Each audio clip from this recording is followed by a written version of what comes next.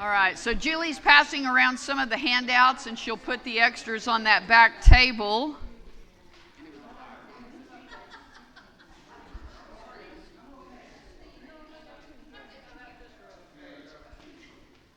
Excellent.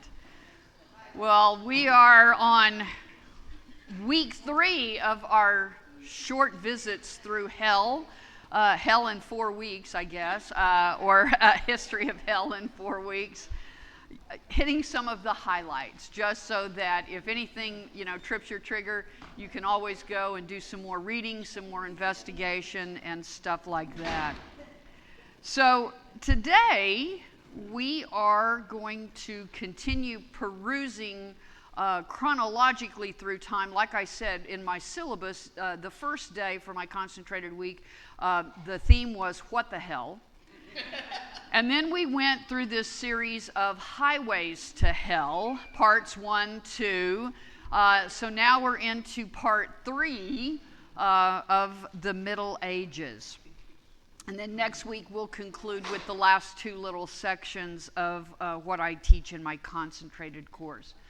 But the Middle Ages is probably the most interesting because the richest period in the history of hell is the millennium that follows the fall of Rome, the middle period between the classical world and the one that begins with the Renaissance, or the rebirth of that classical approach to learning. All the foundations of hell were really already in place when Rome fell. But what we might call the general landscaping of the project was vastly elaborated on in the Middle Ages. Medieval theologians continued to refine doctrine made by those early church fathers, except for one crucial event. There was that creation of this doctrine of purgatory in the 13th century, specifically 1253. But other than that, there were no real advances in any intellectual thought on hell, surprising. It was kind of the basis of the early church fathers. Now, there was one major figure I would like to know a little bit more about him. His name was Johann Scotus Erigena, living in the 9th century, who doubted a literal hell and was accused of heresy. No surprise, right? In fact, he is said to have been stabbed to death by his own students with their pens.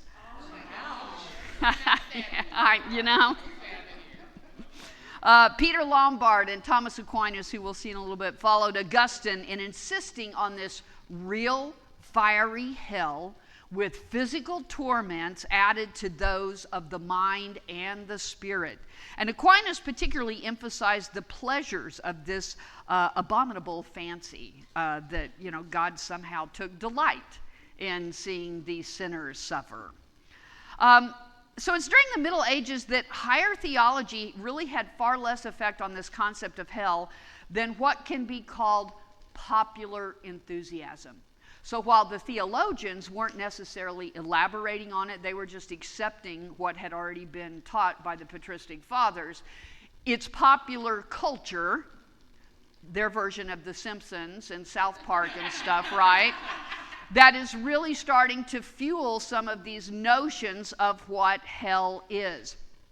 And so, the vernacular sermon of the day was developed fairly early as a way of communicating with parishioners. But parishioners were sometimes baffled by the Latin Mass. And so in a village or small town, there was a weekly sermon that might be the chief entertainment for the populace. And it was these hellfire sermons that started to draw the crowds. And that became kind of the popular genre of some of those weekly sermons. And then you add this popularity of medieval theater, mystery plays added to these hellfire sermons, and then the artwork were first seen as ways to teach the Bible to parishioners, but then they kind of got, the cat out of the bag with the beginnings. And hell scenes in these plays suddenly became beloved popular theater. The only popular theater. And for many centuries, after many centuries, they were even banned. In fact, by the time you get to Shakespeare, in England, you have Dr. Faustus, that particular play that was so gory about the things of hell that England said, no more mystery plays. And so when William Shakespeare is writing, he's forced to kind of avoid some of the concepts of hell. But medieval plays were not literary. Just an astonishing percentage of the literary tradition focused on hell. And, again, it's the fall of the Roman Empire that signaled really the end of the world, that the West sort of goes into this dark age, and it lasts until the reign of at least Charlemagne. But in this collapse of unified political power and the loss of state-supported schools and universities, entered the church to fill that vacuum. Particularly one pope, Gregory the Great, moves into that leadership position to take charge, to give this vision for the new sort of culture that is coming. And this idea, too, of mission work, spreading the gospel now to new lands.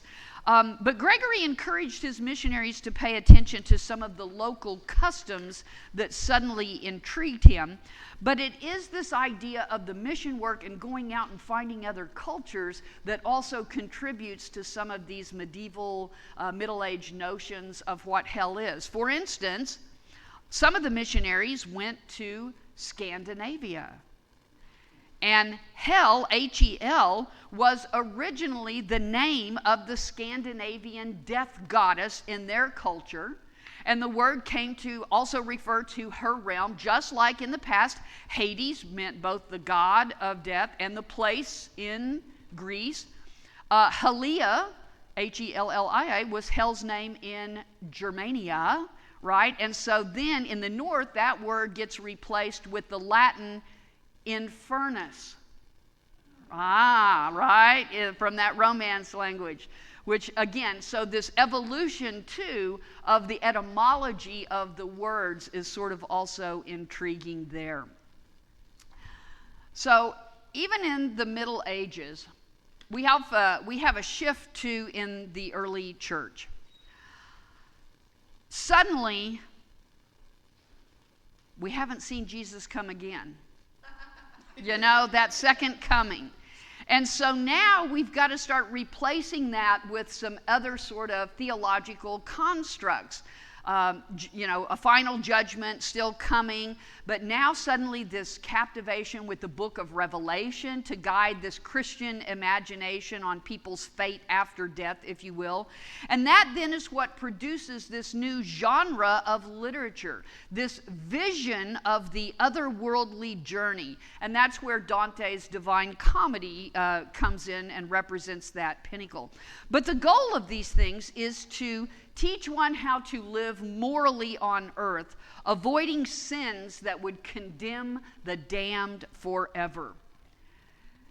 And so, hell is the great weapon of the clergy, as well as now some of the literature feeding into some of those sermons. The clergy now are authorized to, and this is a shift too, clergy now are authorized to administer the rites of baptism and absolution out of confession that could save a soul. So there's some power with clergy. Higher church authorities could even threaten excommunication. They had the power to send someone to hell, right?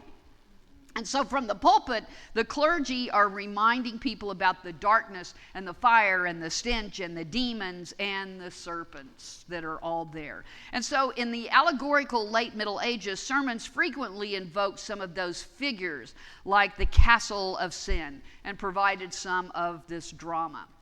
And it's out of the Middle Ages, particularly where we get a few of the shifts of theology. Anselm of Canterbury is best known for arguing about the eternal time span of punishment in hell. And he takes this analogy out of feudalism. In feudalism, the severity of the punishment for an offense is determined not so much by the nature of the offense itself, but by the relative worthiness of the one offended.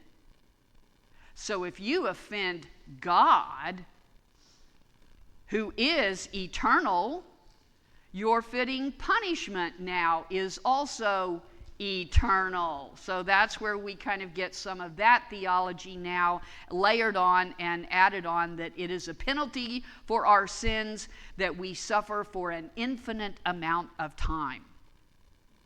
One of the interesting groups coming out of the Middle Ages is the Cathars, and a Christian sect that springs up out of France and other parts of Europe, who are very much dualists. They believe that earthly existence, including the human body, is evil, and that a Christian God could not have created a human body that is so evil, right? That would be an evil God. And so the God whom they worshiped was a being of pure spirit who would never have stooped so low as to even take on evil flesh in the form of a human being.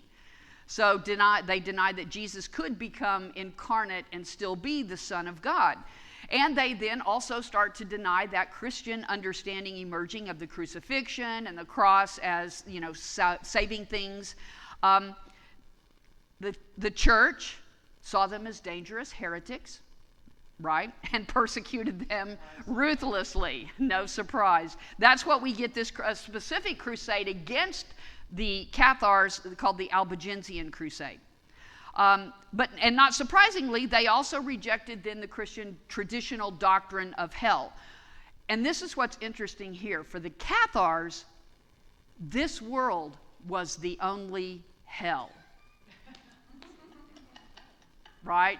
And of course, being persecuted in this world, that is their construct of hell. And I think there's maybe something to it, There was also some sects of the Cathars that did kind of emphasize some sort of reincarnation to escape then this cycle, to earn a right to go to heaven. Aquinas, the great scholastic theologian, is known for several teachings related to hell. First, he argues that eternal conscious punishment is fitting for one who rejects God in favor of temporal goods here on earth. So this idea that if you are in hell being punished eternally, you still have the mind to know that you are being punished. That eternal conscious punishment that is there. And of course, Aquinas certainly influential in his theology that contributes to this notion of a limbo where unbaptized infants would avoid the worst penalties of hell. Now, limbo is still a part of hell because infants were still, in his view, stained by original sin, but they were allowed to suffer only the absence of God and not the physical torments of hell. So now we have these sort of categories of hell that are coming there.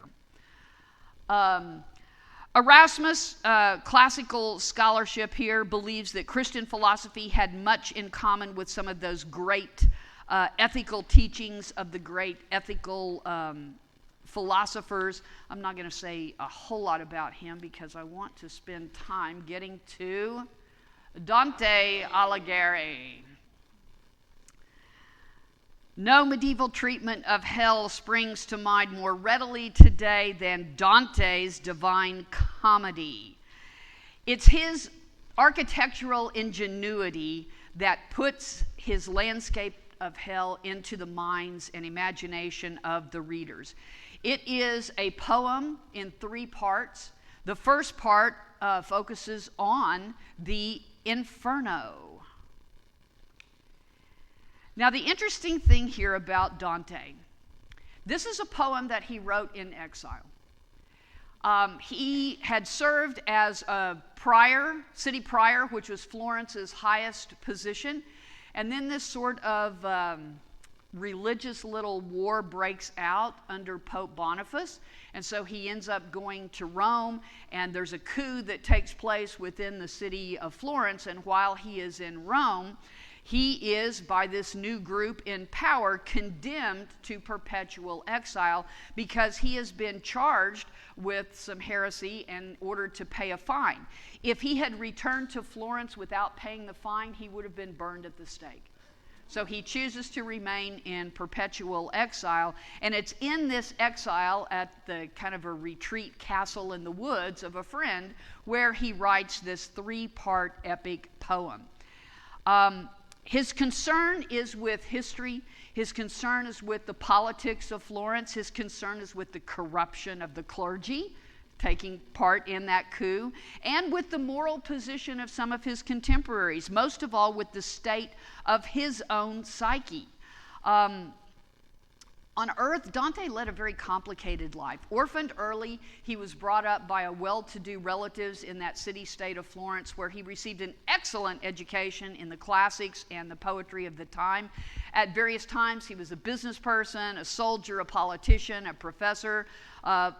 And one of the most important events, I think, in Dante's childhood was an encounter with a young girl, Beatrice Portinari. He was 9, she was a year younger, and theirs was kind of this weird courtly romance, for they seldom met, but he fell in love with her from the very beginning. And they would just have glances of each other from afar in different social situations over time. They each married someone else, but he continued to write poetry to her all of his life. And in fact, she dies in 1290, a date remembered because Dante sets this Divine Comedy in 1300, just 10 years later. But in the poem, she actually appears as the divine love or grace, which inspires and guides the pilgrim after human reason, represented by the poet Virgil. Dante also has other reasons for choosing 1300 as the start date for this. It's also the year that his political troubles begin, if you will. Yeah. Well, his wife is not with him. He is in exile away from his family, and that also then contributes, away from family and children while he's living in the woods somewhere. But the major conflict, Dante is attempting to find God in his own life, while those sentenced to punishment in hell are hindering him from the true path. And as one scholar puts it, those approaching Inferno for the first time might benefit from a brief structural description, if you will. This is Dante's journey through the 9 circles of hell, guided by the poet Virgil. And at the beginning of the story, that Beatrice calls for an angel to bring Virgil to guide Dante in his journey so that no harm will befall him. So it is one of those kind of, I'm still alive, but I get to go and then come back and describe this otherworldly experience. And of course, this is Dante, and you see some of the structure to Dante. It's kind of this inversion with the circles, and you kind of go through each of the areas here. This is a little bit better. And there's some rivers too, after the first river, and then 4 circles, and then another river that has to be crossed. And so the first circle, I'll break them down a little bit more so that you can read them. But notice that last one at the end. The very worst of the worst is the frozen lake. And this is where one would encounter Satan on the frozen lake who does the tormenting with the circles. I've tried to kind of put together just the 9 circles in order of entrance and severity. So this limbo, this first level, this is reserved for those who never knew that Christ existed. With these, and even this is where Virgil, the poet who's guiding him through hell, we might kind of say this is the residence of those virtuous, unbaptized souls who are mostly pagan. No one is punished in this first circle, which kind of resembles from some of the mythology, right? Those Elysian fields in Greek mythology has its own kind of castle of philosophy. So a lot of these philosophers, Homer, Socrates, Aristotle, but also maybe even the Jewish people who had been Christians had been rescued in that harrowing of hell. But those who didn't have a chance to know Christ, this would be, and Dante certainly avoids even the question of unbaptized babies here. But then we go down The next circle, lust there, kind of self-explanatory. Now we get into these circles of those in life who gave into their passions, right? Dante follows Aristotle's ethical system in his now classification of sins rather than the more common 7 deadly sins that we hear about. Now we're going back and picking up some from Aristotle. And here again is where we encounter the lust. Cleopatra and Achilles and some of those. The next level, and again we're going in severity, gluttony. Not necessarily around food, but those who just overindulge. Dante encounters ordinary people here. This is not from those, the myths, the epic poems or anything. These are the ordinary people who just tend to get caught up in some of the greed kind of culture. I mean, greed is coming, but the gluttony, they have, here's the thing in feudalism, you have more than you need, right? You acquire more goods than you need. That's what Dante also considers gluttony there.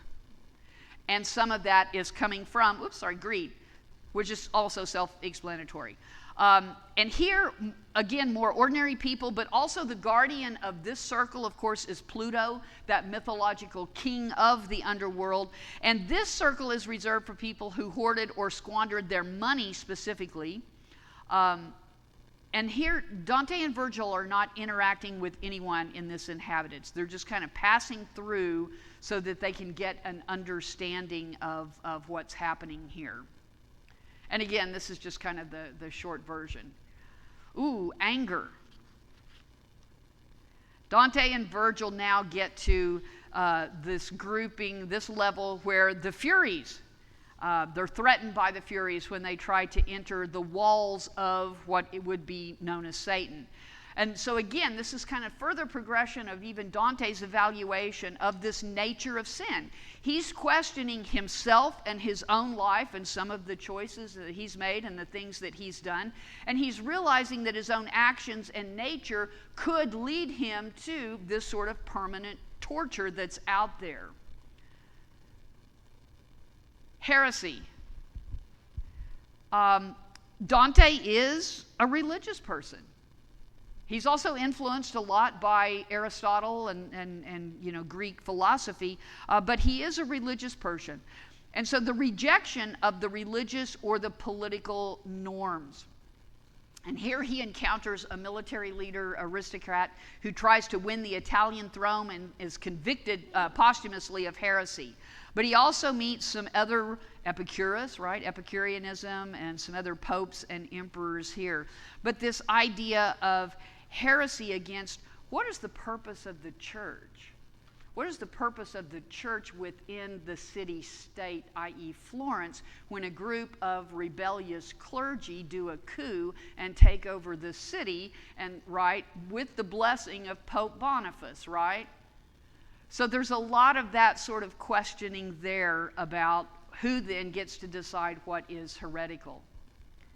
And then that leads into the first circle, now to be further segmented into subcircles or some rings, and there are 3 of them, the outer, middle, and inner, all dealing with some violence. So the first ring is violence against people and property, i.e. Attila the Hun, who is going around the countryside, right, taking over. The middle ring consists of those who commit violence against themselves, who die by suicide. Okay? And these sinners are perpetually eaten by the harpies. So, yeah. The inner ring, now this area of violence is for the blasphemers. Those who are violent against God and nature. And that's where we probably get even those who loan money and charge interest, the blasphemers, those same-sex relationships against nature, that kind of thing would be sentenced to this inner ring there. The next circle, fraud. those who who made up consciously and willingly commit fraud. And now you get these different categories: the panderers and seducers, the flatterers, the Simeoniacs, those who sell ecclesial offices, right, or indulgences for sin, the sorcerers and astrologers, those who pretend to know the future or pretend to know things about God and make those predictions, false prophets, corrupt politicians, hypocrites, thieves, false counselors and advisors, those who split and separate the church to form new religions, alchemists, perjurers, impersonators. Wow, I mean, there's just so many in this category. But you really kind of start to see how then this classification system really kind of starts to work. I know. And it's right. It's like, which level would you fit in? And there's a lot that would be there. And the deepest circle of hell, where Satan resides, is confined to those who commit treachery. And again, here, this is divided into 4 little subsections. The first, named after the biblical Cain, who murders his brother. And this circle is for traitors to the family. The second one, from the character from Troy who portrayed the Greeks, is reserved for political or national traitors. The third level of this hell, known for inviting Simon Maccabeus and his sons to dinner and then murdering them, this is for hosts who betrayed their guests, and they're punished more harshly because of the belief that having guests means entering into a voluntary relationship of hospitality. And betraying that relationship then is more despicable than betraying a relationship that one is born into. So that's why it's lower on the severity schedule than traitors to a family.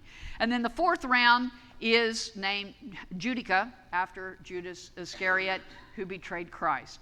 And this round is reserved for traitors to their lords, benefactors, or masters. So again, we're in a feudal sort of system, and so if you have a lord over you that you owe and you do traitors, that's where you're going to go. This is the subdivision where the demons and where Satan come in, and on that lake, they're chasing you around and, physically tormenting you. There's torments along all the way if you read Dante, but once we get to this level, it really is Satan. That's the level with eyes, right? Yeah, that's the level on the frozen lake. Here they meet Satan, who is described as a 3-headed beast. Remember that 3-headed dog, Cerberus, right? Each mouth is busy eating a specific person. The left mouth that they encounter is eating Brutus, the right is eating Cassius, and the center mouth is eating Judas Iscariot. Remember, Brutus and Cassius portrayed Caesar, while Judas betrays Christ. These are the ultimate sinners in Dante's opinion, as they consciously committed acts of treachery against their lords who were appointed by God, again, out of that feudal system of the Middle Ages. Now, interestingly, the video you can find online, we watched it in class, there is a cinema depiction of this underworld that was made into a short little movie in the early 1900s. I mean, even I think before Birth of a Nation and some of that cinematic stuff that's taking place, but it's La Inferno. And it's really kind of interesting, some of the special effects that they're trying to put together in this short little film. So if you get a chance, try to Google La Inferno. But you see the scary kind of Satan. And even in the reprints, this is the book that I assigned in June, just the Inferno part, but you see the demons and the fire as opposed to the river of frozen lake in this one's kind of funny. But I encourage you to kind of watch some of that. But notice too, I probably forgot to mention this, when Dante and Virgil start their journey into hell, there is a gate with a sign above it that says, "Abandon hope, all ye who enter here." Right? That's Dante's words. That's not scripture. That's not biblical. That's not anything. But I bet a lot of people will say, right, it comes from one of the church fathers or somebody like that, right? No. And so we get this idea too. Which level of hell are you in? I have a little button, excuse me. Which level of hell am I in, right? Because we tend to categorize different things that way. Welcome to hell, Joe. There are 7 levels of hell, and since your only sin was cheating on a science test in 3rd grade, that means you go to the first level. And Joe's like, well, I guess it could be worse. And Satan's like, that's the hottest level because heat rises. You know that if you'd studied for the test, Joe, right? Science hell. The Onion just added a few months last spring this 10th circle, rapidly growing. Complex fraud, traitors to their kindred, country, guests, and lords. We've added a 10th circle there of total bastards. Sorry for the language, but, kind of summarize. And then for those in academia, here is Dante's Inferno, the academic version. I've been there. I have done that working on a dissertation and getting my PhD. It does, It doesn't really exist, but gosh, I kind of wish it did. Dante's Layers of Hell, the Lego version. I mean, someone really needs to design that one, right? What's interesting, though, is how much of this idea now of torture, this idea of demons out of Greek mythology and Roman mythology that have kind of creeped into Dante's imagination. And it's Dante's poems, it's a sensation. I mean, they are widely circulated, making their way around, even before he's finished. In 1314, while he's working on later sections of the comedy, parts of the poem are selling because now we have illustrated copies that are coming, the printing press. So this 4th century, too, is a great time for cathedral building in Italy. And so a lot of the last judgments that get commissioned for those cathedrals now start to reflect a lot of Dante's poem in some of the artwork. And you really start to see that with some of the art coming out of the medieval ages. In fact, he had his own illustrator that came out of that time period that did a lot to fashion for the book some of these images. I mean, and this idea too, which is really interesting to me, of punishment of the body, almost kind of like the Cathars, the body is evil, right, or something, that something that you do in your body now gets confined to this sort of eternal punishment. And this idea too of the Last Judgment, I mean, remember this, now we get an Italian artist, Michelangelo, who paints hell only once in his painting The Last Judgment on the wall of the Sistine Chapel at the Vatican. That's one of the most famous paintings in the world. But his hell is, kind of reminiscent of some of this Dante sort of influence here. This one is, again, now we also are going to get some of the theologians that turn that lake of ice into a lake of fire, and we get a lot of that coming. So let's skip ahead a little bit. Can I ask a question real quick? Yeah. So at level 6, why did they and when did they say suicide? How did that get developed into being mortal sin to go to hell? Because you assume the power of God over nature to decide when to end your own life.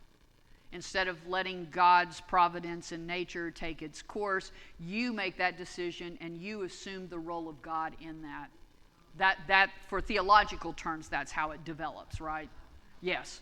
Yeah, I'm not saying that that's a proper theology. I'm saying that for the church, that is the theological development that comes. Yes? Is this the one Michelangelo?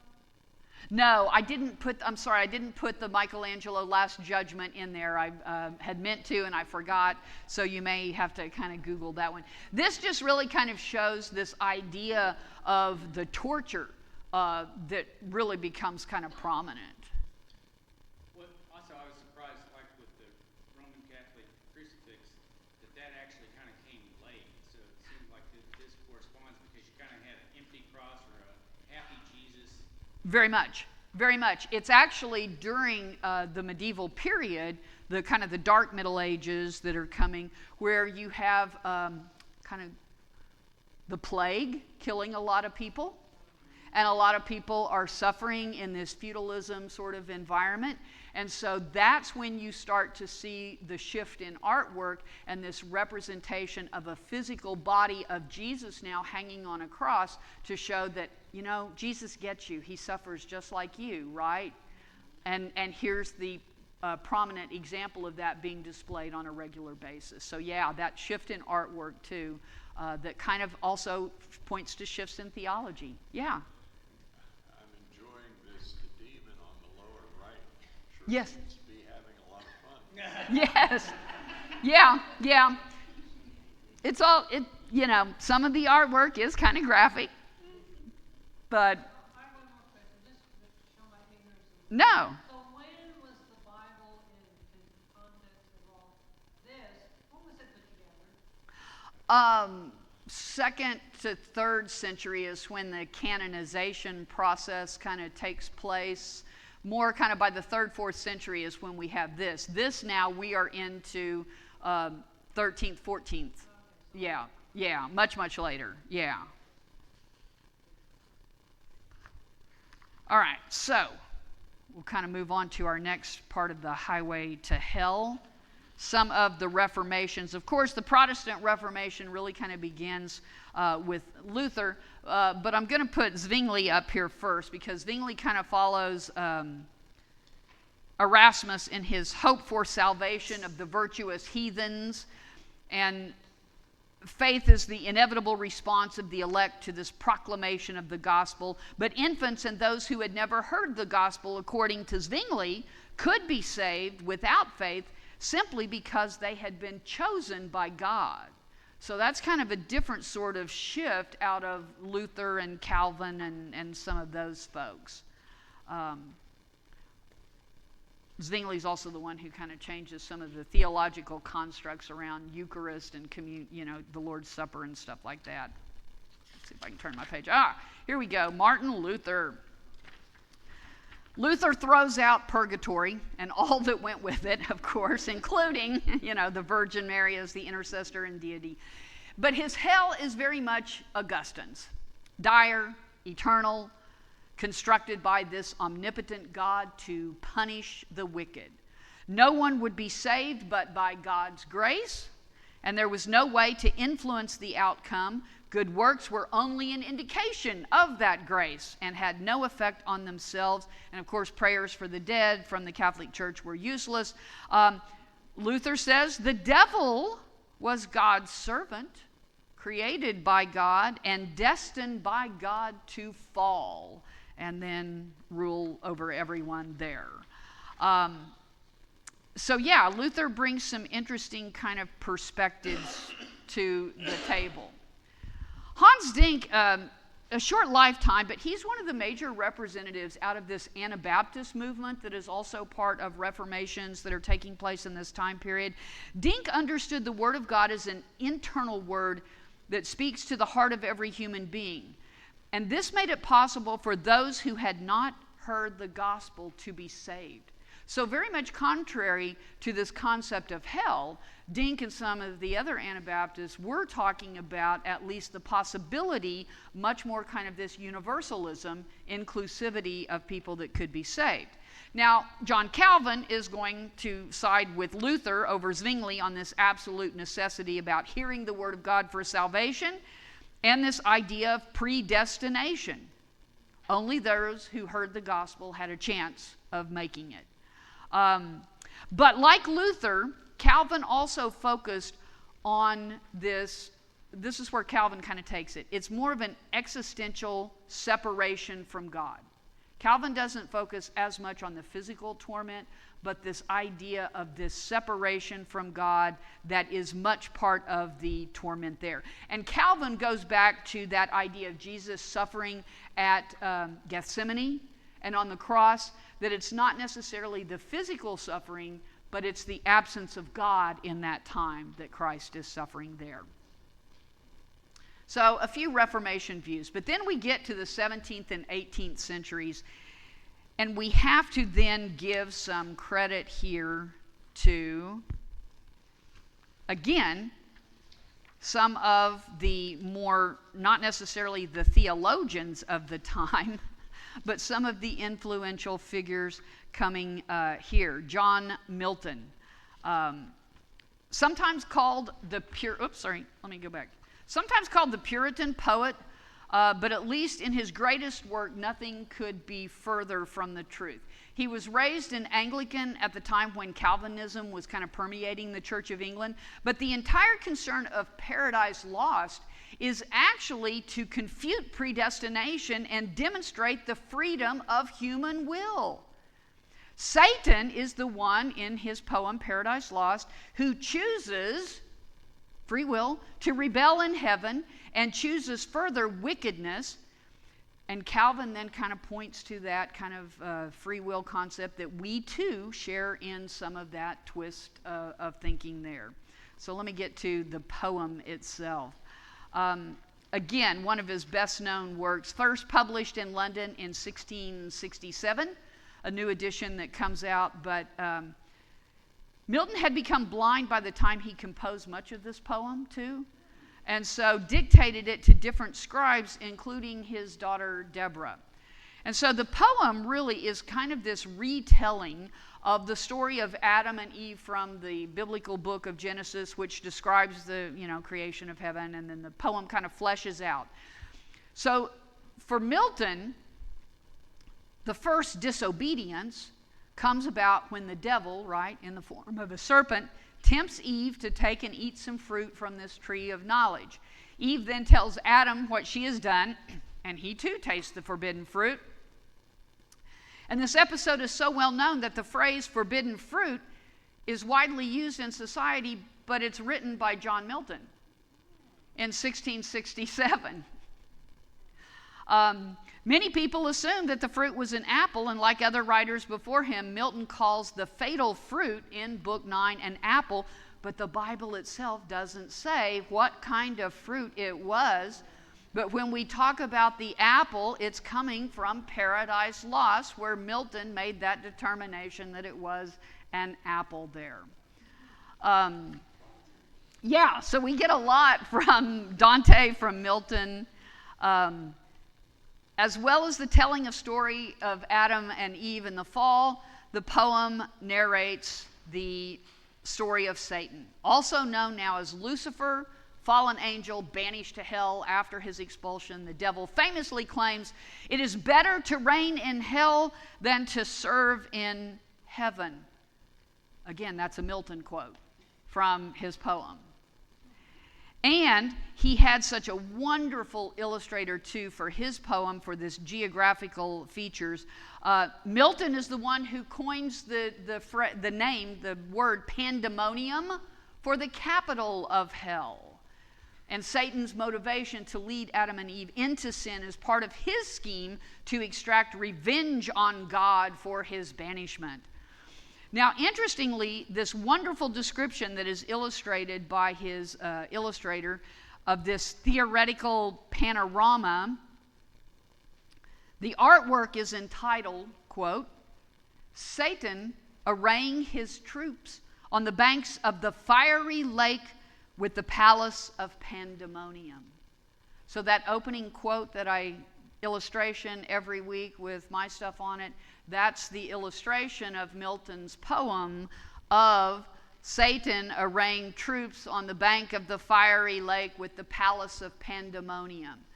And now notice too, we are into fire, fire, fire. Burn, baby, burn, right? Is kind of the views of what hell, and a lot of it's coming from the illustrator who did Dante's work and the illustrator who did Milton's poem.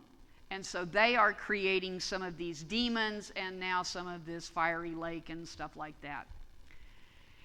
Into the 18th century, Locke, well-known political philosopher who writes on the reasonableness of Christianity as a reasonable religion in this Enlightenment time period for intellectuals. And at least in some of his writings, he is endorsing this concept of annihilationism. The view that where the saved enjoy eternal life with Christ, the damned are simply annihilated, either immediately or even after a defined period of punishment. They're not suffering torments forever and ever and ever. They just cease to be, right?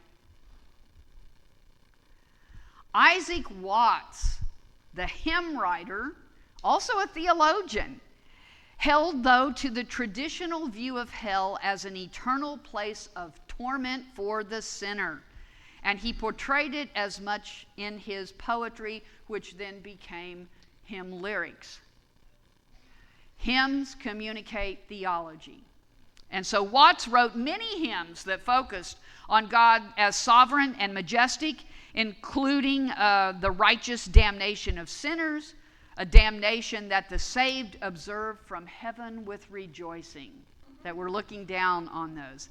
Now, here's the interesting thing coming out of Watts and some from the 17th, particularly into the 18th century, this concern with children. Watts publishes a work called Divine and Moral Songs for Children. That was one of the first known hymnals written specifically with children in mind. And many of its hymns remind those children of their potential for damnation as well, and in the encounters of a fiery hell. So like others at that time period, Watts is often using fear of hell as this motivating factor to encourage his listeners to repent. Right? So it's much like the early church. I'm going to tell you about all these bad things. I'm going to show you through these mystery plays all these bad things so you won't do these bad things, that you will live a good and moral life. And then, of course, at this time period when you have Puritanism, which is all about being strict and living a good and moral life, you add some of these characters into the lot, and this is what you continue to get. A hymnal for children singing songs, about the almighty power of God. One of the most famous hymns from that reads, "There is beyond the sky a heaven of joy and love, and holy children when they die go to that world above. There is a dreadful hell and everlasting pains. There sinners must with devils dwell in darkness, fires, and chains. Can such a wretch as I escape this cursed end? And may I hope whene'er I die I shall to heaven ascend. Then will I read and pray while I have life and breath, lest I shall be cut off today and sent to eternal death." Wow, let's sing that one some Sunday, right? That's one of the, I don't know the title of the hymn, but it's out of that work called Divine and Moral Songs for Children that he published. That's one of the hymns, that the children are going to sing. Yay. Now, you may not have heard of William Law. Again, he has written a work called Serious Call to a Devoted and Holy Life, Devout and Holy Life, which is a call to moral living and single-minded focus on God. That work, though, was very influential on some of the cultural leaders of his day, including one John Wesley. Law was, though, kind of a universalist who saw God's punishment and God's love as two sides of the same coin, both directed towards the ultimate end of eliminating sin and death from the world. But probably, if you've ever had to read any of his work, out of the Puritan era, one of the best-known thinkers that talks about this vision of hell that's imprinted on the mind of anyone from high school or college who had to read that sermon, Sinners in the Hands of an Angry God. And certainly Jonathan Edwards held to those traditional doctrines regarding the existence of hell, its torments, and its infinite duration. He also believed that our eternal destiny is fixed in this life. Change and growth might occur in heaven, But hell is a place of punishment. It is not for purification. Once you're there, you are there and you are not leaving. That has already been decided for you. And so, there you go. There you go. Thank you, Chris. And he's coming out of this first Great Awakening period in history. But he is one who's bringing some of Luther and Calvin's hellfire theology to America, and it's 1741 that he preaches this sermon that really kind of influences, and I note this, it influences the theological formation of American Protestant Christianity, which next week I titled that portion of American Protestant Christianity and the developments in my syllabus, that becomes the bat out of hell. Right? Because we Americans take it to a whole new sort of dimension here. And so there's the excerpt. The God that holds you over the pit of hell, much as one holds a spider or some loathsome insect over the fire, abhors you and is dreadfully provoked. Oh my gosh. Yeah. And so if you're planning for a fun-filled vacation Bible school, perhaps consider Jonathan Edwards and his angry God experiences with games, prizes, and fire. Of course, out of this time period too, the 17th and 18th century thinkers, we have to include the Wesleys here. John Wesley's sermons made it clear that he believed in hell as a place of eternal punishment, with the chief focus being on the loss of fellowship with friends and with God. So there's that separation, as well as endless physical fire of being damned, right? But Wesley, also kind of influenced by that William Law guy, is a believer in unlimited atonement, thinking that salvation from sin, death, and hell is available to all through the grace of God, though Wesley did not think that all had chosen that. But it's this kind of shift, too, in theology to this sort of Arminianism, human free will in making some of these decisions of where you will spend your eternity, right?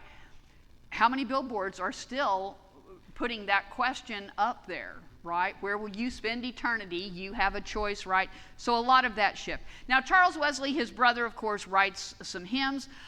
He did write a few hymns about the torments of hell, but far more of his hymns actually focus on the offer of free grace and the power that God gives to defeat evil here. But coming out of this time period, too, it's really interesting, is another work, Clavis Inferni, The Key of Hell. It's a late 18th century book on black magic that starts to emerge. Written in a mixture of Latin, Hebrew, and this cipher alphabet that kind of comes from another work called The Third Book of Occult Philosophy, written around 1510. This book has remained a little bit mysterious due to its unknown origin and context. It's filled with invocations, cryptic signals, paintings of supernatural beings, such as the illustration from Revelation above. And the book kind of defies, interpretation. Like the book of Revelation, the text's authorship is really kind of mysterious and yet significant to our understanding of what its intent is. The key of hell is attributed to a Cyprianus, a name that probably refers to Cyprian of Antioch, but it's a common apocryphal attribution for medieval magical texts because Cyprian was reputed to have been a powerful magician and demon summoner before he converted to Christianity and then wrote this big thing that I assigned for my History 1 class on the unity of the church. But the use of this kind of author assuming the name of a long dead figure was kind of common practice throughout the history of theological writings But it's really interesting because of some of the illustrations too. But again, the title here is The Key of Hell. And kind of, there's some other pages that are out there on public domain. This was just one of the images that I picked up. So even outside of Christianity, though, this concept of hell is popular within the culture. So even if you're not a Christian, hearing some of those hellfire sermons, or just by the art and the poems that you're reading and the illustrated books that you're reading, or some of the hymns that you are singing even in church, you are being influenced by these medieval images, middle-aged images of what hell is. Even by the time we get to the 19th century with William Blake and his view of the Day of Judgment, you have this now very separated realm. There's a heaven and there's a hell. There's a place for eternity where your body, your soul, whatever goes. And if you go down, you know, the elevator going down, ooh, it's not going to be pleasant. But that's the notion, the narrative that has been created throughout history, mixing in some of Babylonian thought, Zoroastrian thought, Egyptian thought, changes in Judaism that influenced changes in Christianity from the early church fathers who influenced then and kind of go through history to then the poets, right? Like Hesiod and Homer and Theogony. I almost assigned that for my history one, but I didn't. And then Dante and Milton and others. And it's the literature today, which is why I say even if you don't go to church in today's culture, if you watch South Park or The Simpsons or Futurama or any of those animated shows, you are getting concepts of hell. And those concepts of hell are very much based on Dante and Milton and their constructions in their illustrations. So we're still sort of perpetuating some of that theology via pop culture. And so we'll kind of get more into that next week when we kind of conclude with, particularly an American context next week. The final two items, like I said, out of my syllabus that we'll touch on are Bat Out of Hell with the American context, and then as a TCU grad, Till Hell Freezes Over. Go Dutch Myers, the famous, that's in the that's in the locker room. That's the famous quote that kind of fuels the athletic department there. Fight them until hell freezes over. Keep fighting. So anyway, so we've got a little time for comments and questions, and I forgot we had not been using the mic. Sorry for those who are maybe watching the taped version with some of the earlier comments and questions. So you've kind of given us like the history of the idea of hell, and I want to go back to Pat's comment earlier. I've heard people, desperate people, say that they are suicidal but they won't die by suicide because it will send them to hell. Mm-hmm. I've also heard people, desperate people, who say that they understand themselves to be gay, but because of sodomy prohibitions, they don't want to live into that because that will send them to hell. And it kind of surprises me sometimes that clearly they're hearing, these are people oftentimes who are not even high school graduates, and they're hearing it from clergy who are not seminary graduates, and certainly can make a case for a learned clergy, right? But I'm wondering, and maybe you're going to get into this next week, kind of how those ideas trickle down to the level of being in the air and the water. And I think you sort of answered that with South Park and so forth. But do you have any other comments about kind of where our cultural touch points are to? That's not a very articulate question, but no. But I think I understand kind of where you're coming from. A lot of the theology that developed came out of a cultural context of certain period of time that was sort of frozen in history. And a lot of the theology has not evolved in some circles. Progressive Christianity, that theology has evolved as particular biblical interpretations coming from the acceptance of higher criticism and the scholarly approaches to studying the Bible rather than that literal reading of the Bible, because that literal reading of the Bible impacts the theology that you then can get from some of that. And our theology has to evolve. And this is where I think, again, you're right, that educated clergy piece, but an educated laity as well. Right. Understanding higher criticism, how to do biblical interpretation, and to understand that the Bible is not this sort of guidebook that has all of these specific directions that we have to follow, right? It's also open to some interpretation within community based upon scholarship. That then pushes on our theology. And this is where, when we talk about seminary, Corinthia's experiencing this, right? This embedded theology, right? That you come in with embedded theology from South Park or, Dante or something. And then we have to sort of unpack that and then put that kind of back together. Because it all kind of goes together in, if you say that God is love, then why would God punish people eternally in hell? How does that fit with your theology? And you're all theologians, it's not just Augustine here, right? We all do theology. And so people have to then start making some of those theological choices. And what I love it, one of my professors at Bright talks about how some of the lesser trained clergy that are out there preaching some of those hate-filled messages are really practicing, it's theological malpractice because of the harm that it's doing.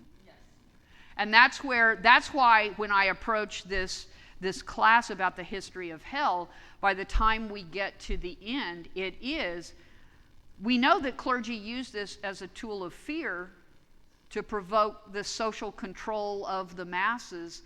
How is that impacting particular groups of people in a theological, when they're interpreting that theology and they're internalizing it, and how much damage is being done to people?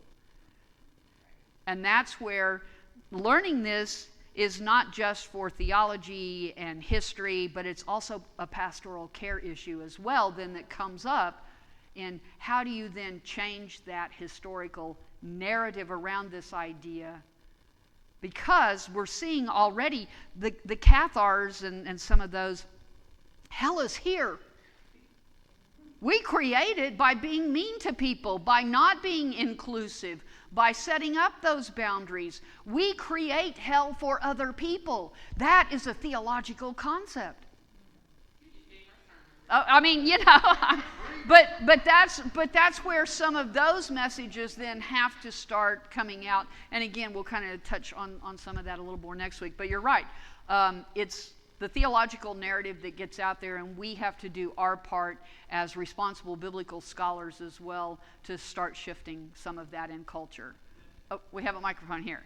Well, I had a co-worker who died by his own hand, I did not know he was gay.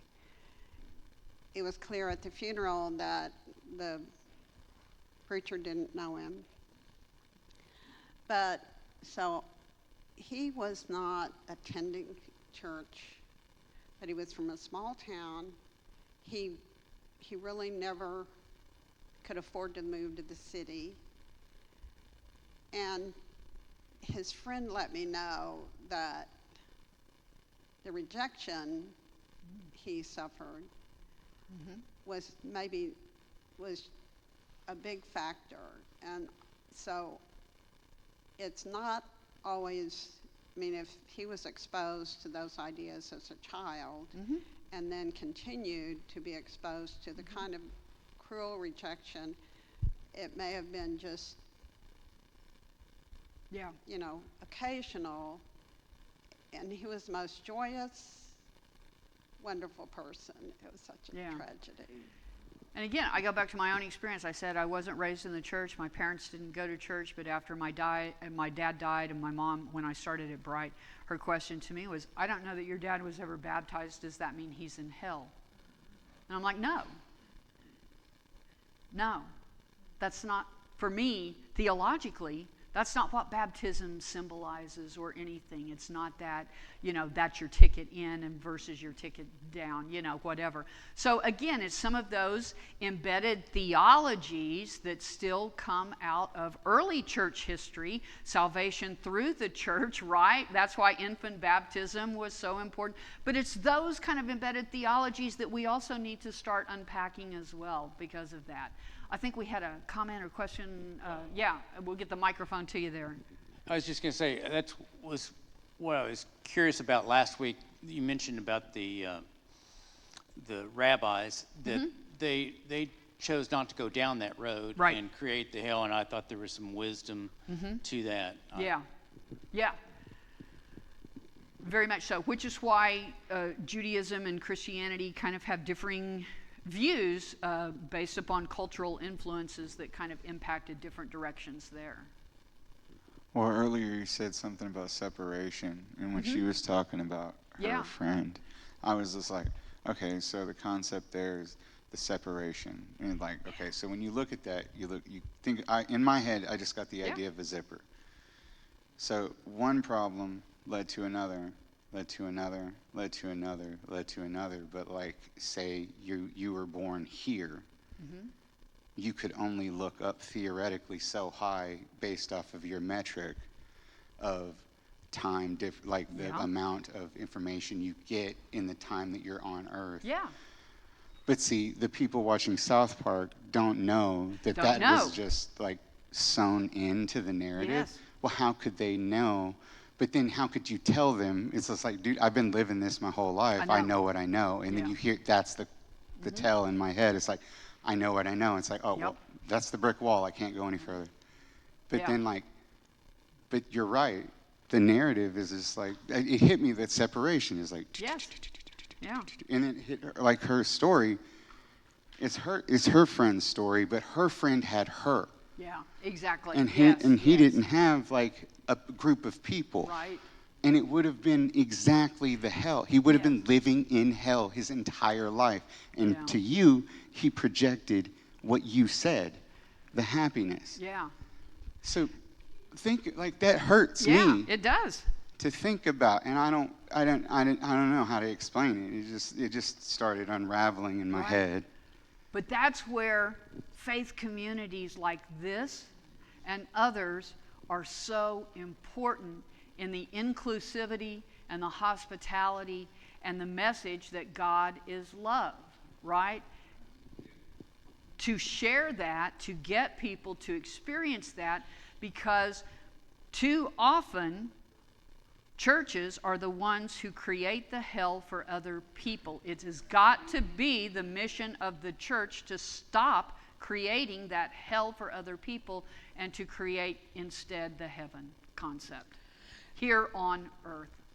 Yes? I've got a question. I was brought up in a Presbyterian church, and my grandparents were real big into reading the Bible. That's who took me. And it has said that, how can I put this nicely? It's, and I'm not trying to be rude, I'm not being judgmental. It says in the Old Testament, Deuteronomy, a man that lie with a man as he would a woman should die or be killed, okay? That's what the Bible says. I'm not, that's what the English translation of Hebrew words, which could have multiple connotations, mean, and then those Hebrew words get translated into Greek and Aramaic and then get translated into English, and then it's which group of scholars and their own personal biases and prejudices in translating certain words and picking certain scriptures get decided to then be the English word in the Bible. Which is why you can't really, that literal reading of the Bible, you can interpret so much. I used to be a smoker. Yeah. And Becky knows from back in the day. And so I would go out, on the smoke break and say, I am offering a burnt offering unto the Lord. It's biblical, right? That's how you can cherry pick and proof text to make almost anything, scriptural. Anyway, again, this is why scholarly interpretive approaches on which translation you use, and not just take that literal reading, but to get commentaries from New Testament Bible scholars, to get commentaries from Hebrew Bible scholars, to read what the scholars who speak that language, who interpret that language, have to say about the text. Yeah. No, yeah.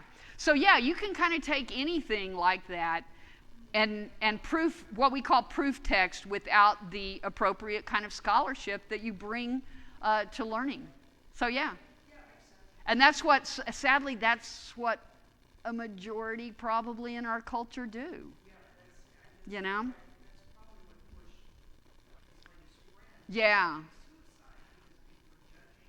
Which is why when I push against that stuff, other people say, well, you're going to hell for saying that. I've got my ticket there. Anyway, that we are out of time. Thank you all.